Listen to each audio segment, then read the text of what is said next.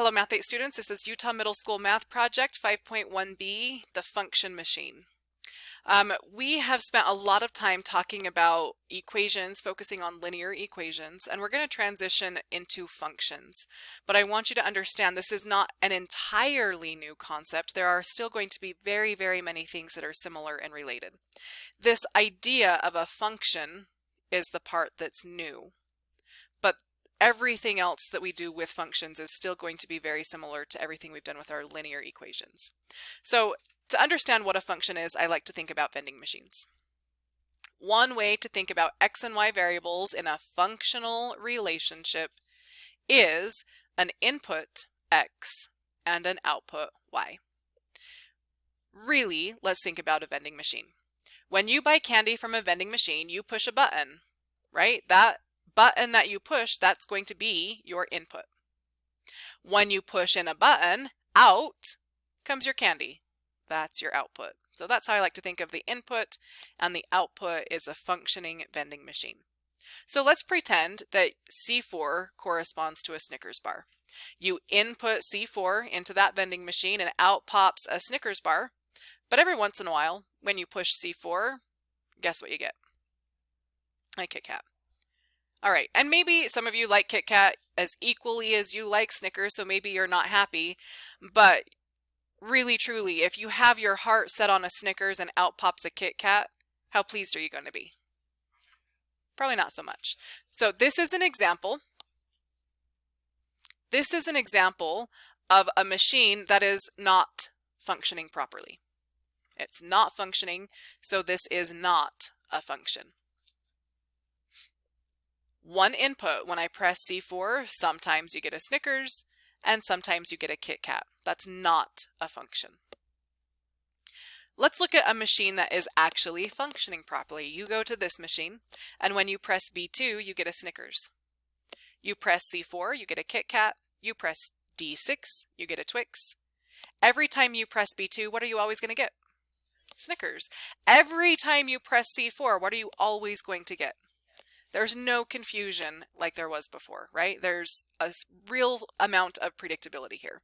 So this is an example of a machine that is functioning properly. It's working the way that it should. It is functioning, and therefore it is a function. Here's the official definition of a function, so kind of moving away from the vending machine analogy, but still using it to help us understand. In this situation, each input corresponds to exactly one output. When I press B2, I get one thing and one thing only. It's very predictable.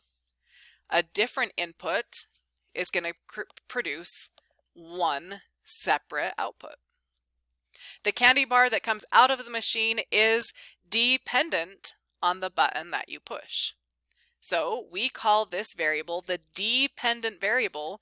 The button that you push is the independent variable. Some students in the Tetons had a discussion about independent and dependent, and this is where it all comes together. We get to choose what button we push. That is independent. We get to choose it. But when we choose a button, the candy bar that comes out depends on the choice that we made. So the output depends on the input. You can write that down to help you understand. The output, what comes out of the machine, depends on the input.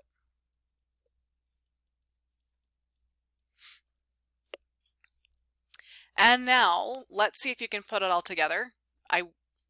One of these days, I will hide the answer. Is this a function? Of course, you can look ahead and see it is. But think about how this is a function. It might look kind of weird. You press E3 and you get a Twix. You press A4, you get a Twix. You press D6, you get a Twix. Why is this a function? According to this definition, why is this a function? I'm happy to see this many hands. That means I don't have to do a group or a table discussion. What do you think, Emma?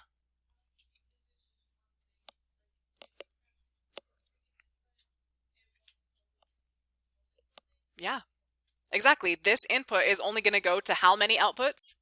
Just one. And if I pick a different one, this input goes to how many things? Just one. Yeah, it's the same one as before, but this one only goes to one place. And this other button goes to just one place. And you have seen vending machines like this, where Twix is super popular, so they put it in multiple places, right? So this is a function. It is functioning properly. And now that you have the idea of what a function is by definition, we're going to play a little game.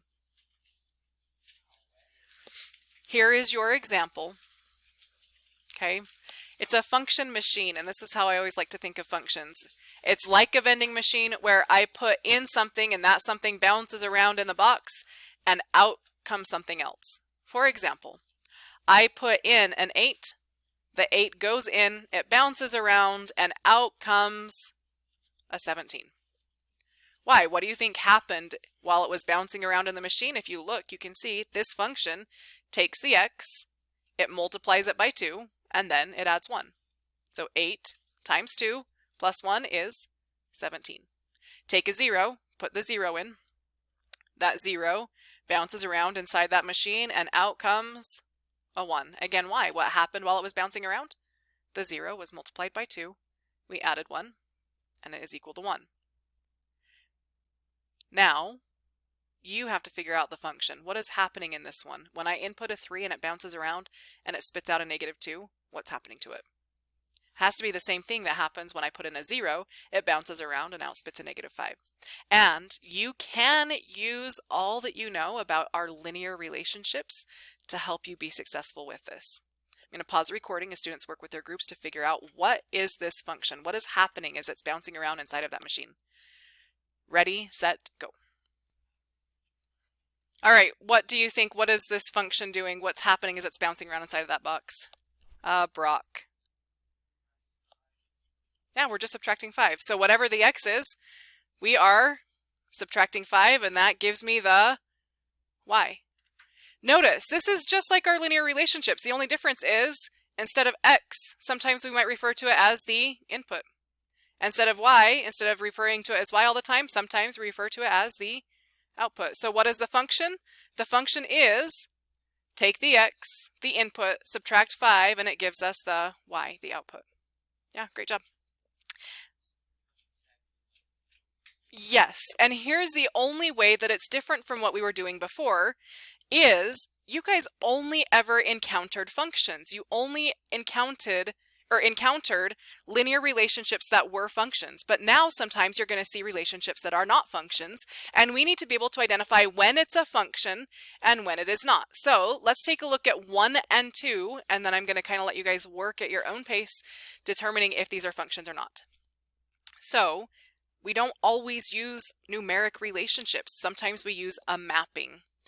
These are examples of a mapping to determine if it's a function or not. But it's very reminiscent of a vending machine. So here's a situation. The input is the circumference of your finger. So look at your finger. If you were to measure it so that you could order a ring online, it might have a size chart, and it would say if your circumference is this size, you would order this size of ring, right? So if your circumference is 14.1 millimeters, that would be a ring size of 3. 14.9, ring size of 4, etc. Is this a function? Why? Why is it a function? Thank you for the hands. Ethan, what's your thoughts?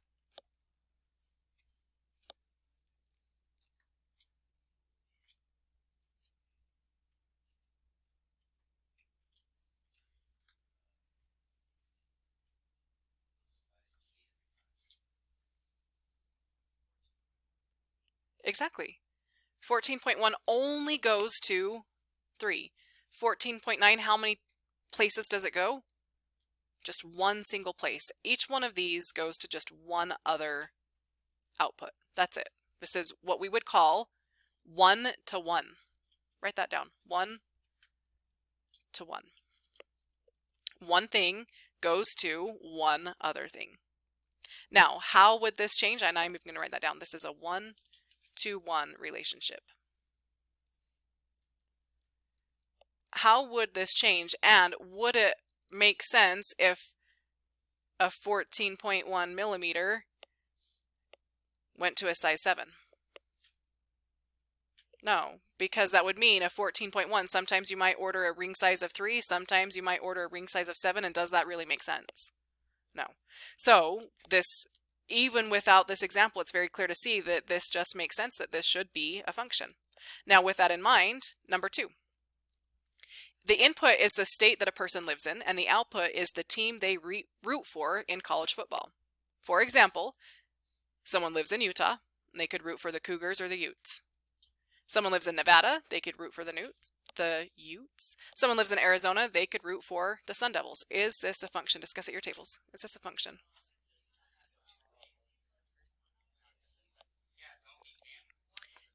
Okay. And is this a function? Brock. Exactly. In Utah, there are 2 different outputs. There should be only one. We should just erase this one. There you go. But since it is mapped this way, then of course this one is not a function.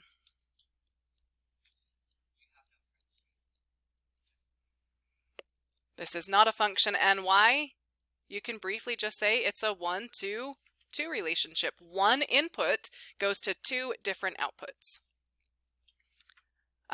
Now, just to help you out for a future problem, I want us to write down the same information as ordered pairs or coordinate pairs. So I have it kind of grayed out because it technically wasn't there. I put it there as kind of showing you what the answer would look like. The circumference would be C and the R would be the ring size. So it's like an X comma Y, but it's a C comma R. So I have 14.1 comma 3 showing here's the input and the corresponding output as an ordered pair. 14.9 comma 4, you can kind of see where that comes from, right? So what if you no longer have this to look at? What if you only have a set of ordered pairs? How can you look at that set of ordered pairs and determine if it's a function or not? Form a plan with your groups. What are we going to look for?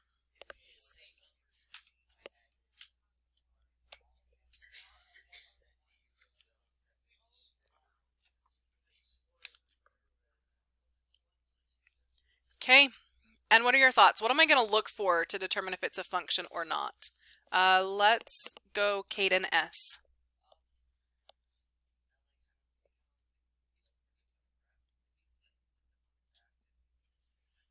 Yeah, put them on a graph and look for what the graph looks like, and that is going to be helpful. We'll get to graphs in just a second, but without creating extra work, without us having to take that and then also put it on a graph, how can I determine if it's a function? Let's go to Maverick.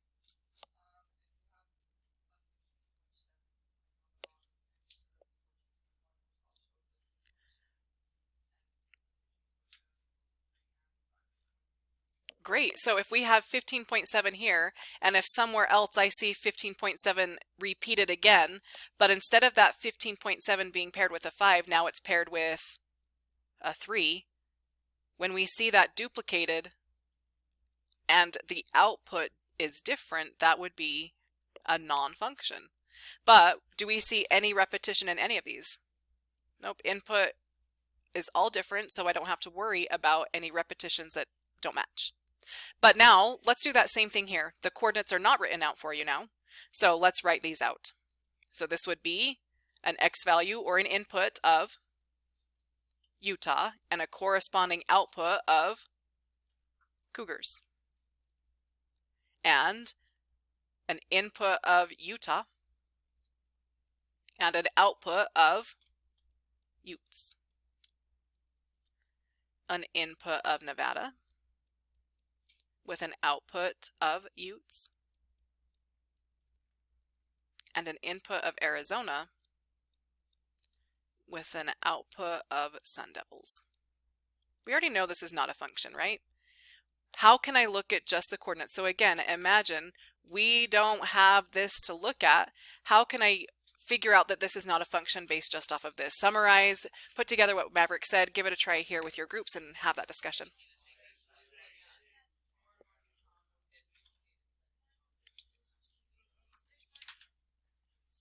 Okay, and now tell me, what would we do, Emery?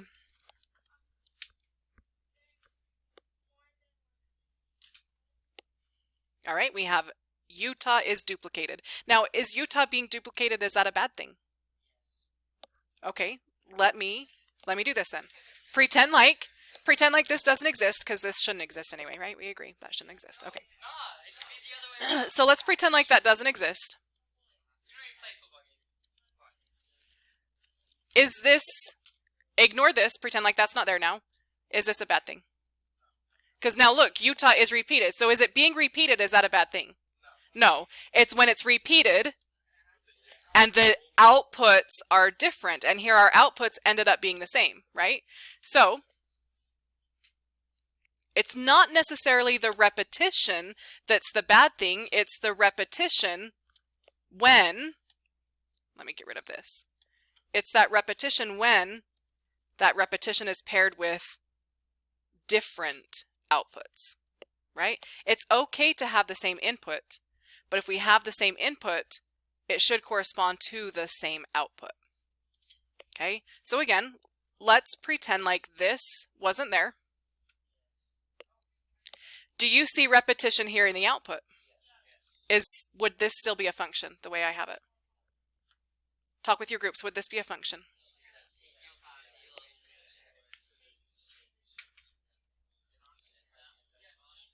Okay, let's take a vote. Raise your hand if you say, yes, this is a function. Okay, raise your hand if you say, no, it's not a function. Okay, it is actually a function. So again, we don't need to be afraid of the repetition, and especially if it's repetition over here. This is like going to a vending machine, plugging in Utah, and I get Utes, right? B4 gives me a Utes candy bar, but Utes are really popular, so that's why they also have to put it in C6 as well. C6 is also going to give us Utes. Okay, so this is a candy bar in two different places, and that's okay. We only need to be careful when that duplication happens in the input with different outputs. Okay, so this one is obviously not a function, and I kind of use the colors to show why. Utah should go to only one, but it goes to two different outputs. And we've got some more representations here. Why don't you put this to practice with 5 and 6? We have 7. With number 7, it asks you to take that same information that you see in the map, put it in a table and a graph. So those are all things that you can work on during this next pause break. With your groups, discuss, are these functions? And then once you have your answers there, take this mapping and put it in a table and a graph so that we can have some more discussion. Any questions on my expectations? Okay, ready, set, go. All right, number 5, is it a function? Raise your hand if you say yes, it is a function. Raise your hand if you say no, it's not a function. And it's unanimous. Good job. We're showing a really good understanding. Why is it not a function?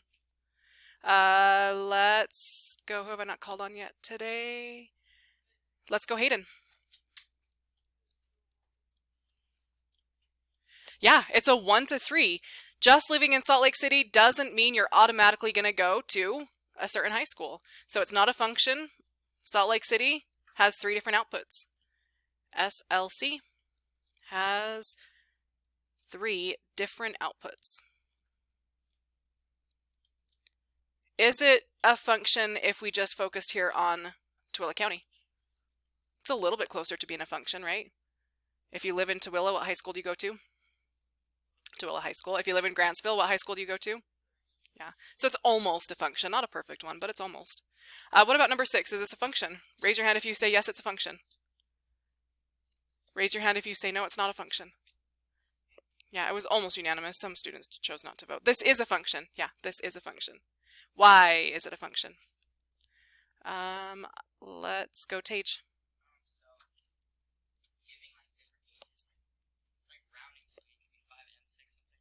Yeah.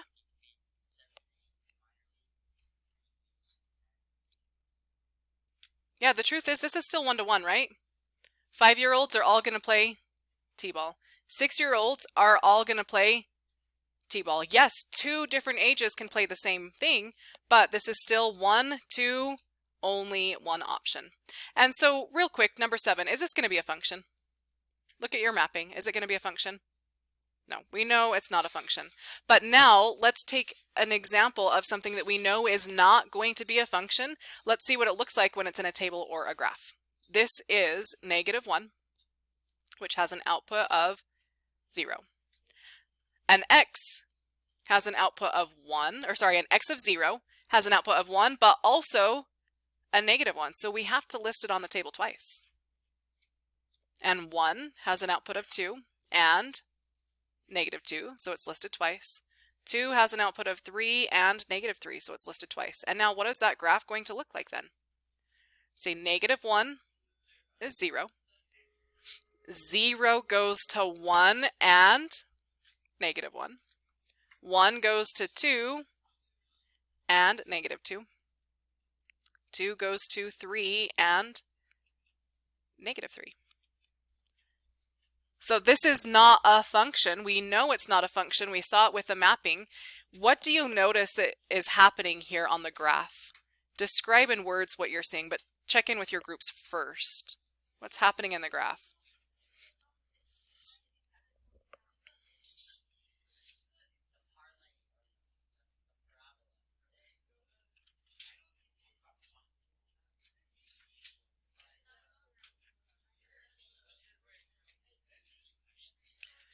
Okay, and now come back to me. What do you see is happening in this graph? Sam, what's happening? Yes, we can see if we were to draw lines, because we are used to looking for linear patterns, we can see that two lines would intersect back there, right? But this isn't two separate lines. This is one relationship. So it's not two separate lines that are intersecting. This is one relationship, but that is a good observation. I cannot tell whose hand that is. Kaden, S. Yeah, another good relationship. You're saying, hey, this looks like a line that's then been reflected, but it's still one relationship, fits.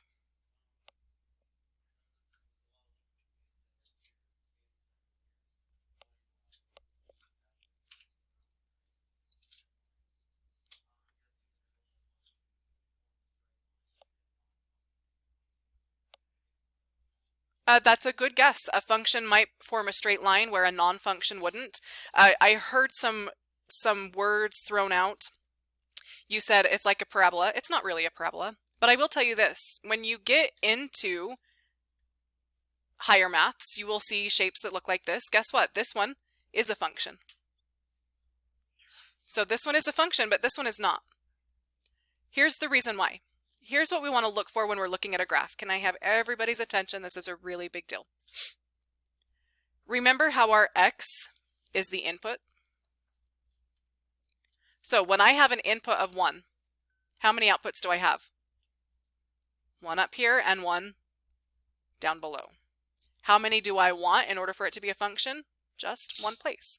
So the issue is this vertical line that I just drew. You guys can mimic this with the ruler that's going straight up and down. Just take a ruler, place it up in the same place. That way you can move it. Don't draw the line, just kind of move that ruler back and forth like this. So this, when I place that line vertical, it's representing an input of, in this case, 1. How many outputs? How many times is it intersecting that ruler or this vertical line? 2 times. That's an issue. What if I move it around to a different spot? What about this spot right here with an input of -1? Is that an issue? No, because how many outputs does it have? 1. But the issue starts happening right here. How many inputs? 2. And so we call this the vertical line test.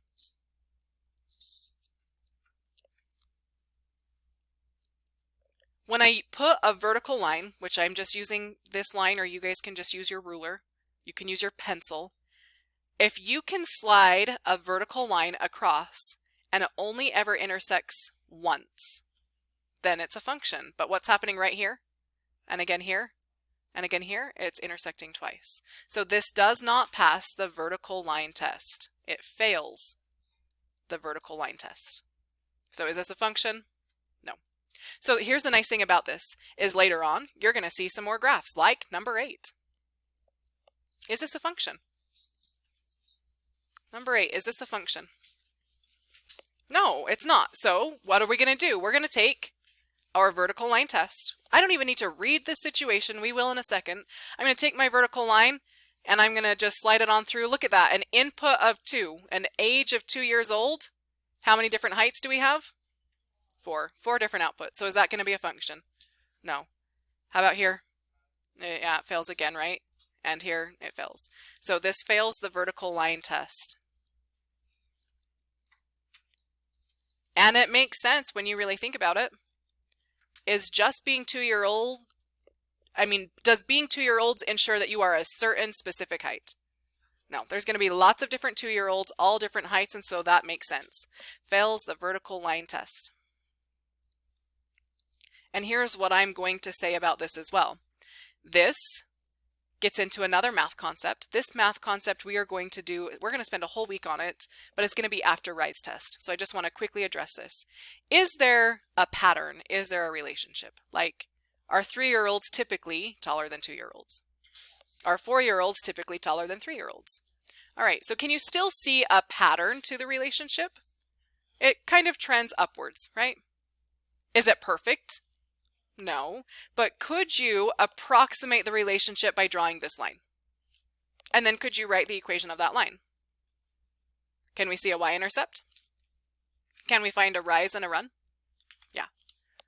Is it perfect? Is that going to go through every single point? No, but it summarizes the behavior or the relationship, right? And so you will be seeing that on your end of your RISE test. I also just want to make sure that you understand what those questions are asking, since we're not going to be touching on the subject until the last week of school. It'll be a fun activity though.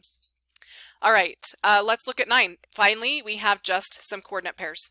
Is this a function? What am I going to look for? Coordinate pairs, what am I going to look for to tell if it's a function or not? Sam?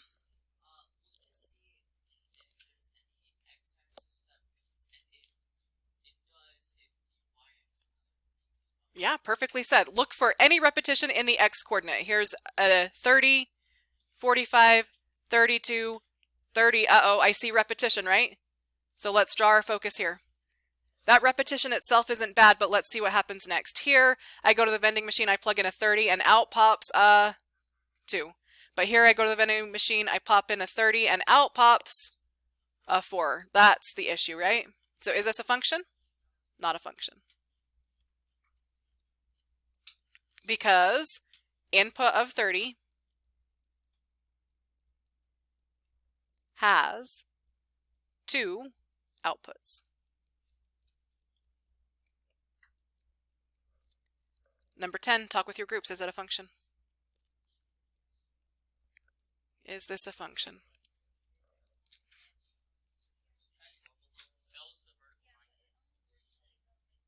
Okay. Now, I told you, I said parabolas are going to be a function, right? But look at the way that I originally drew that. The way that I drew it when I first said that, is this a function? Does this one pass the vertical line test? Yes. Yeah. Does this one? No. So are all parabolas going to be functions? No, this one is turned sideways. So this one still fails the vertical line test.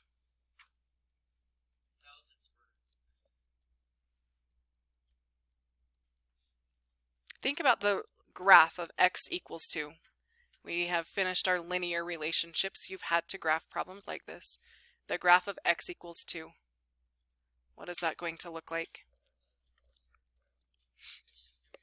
It is going to be a vertical line. So if I have a vertical line that is going through an x value of 2, like that, is that going to pass the vertical line test? No, it's going to fail, right? That is why we can't even write it in that function form of y equals. So this one also fails the vertical line test. But what about number 12? We've graphed equations like this, 3x plus 6y equals 18. We have our standard form graphing. Think about what that's going to look like. Do we know exactly what it's going to look like? No. But will it pass the vertical line test? Yeah, it will. It's probably going to look something like this-ish. And is that going to pass the vertical line test? Yeah.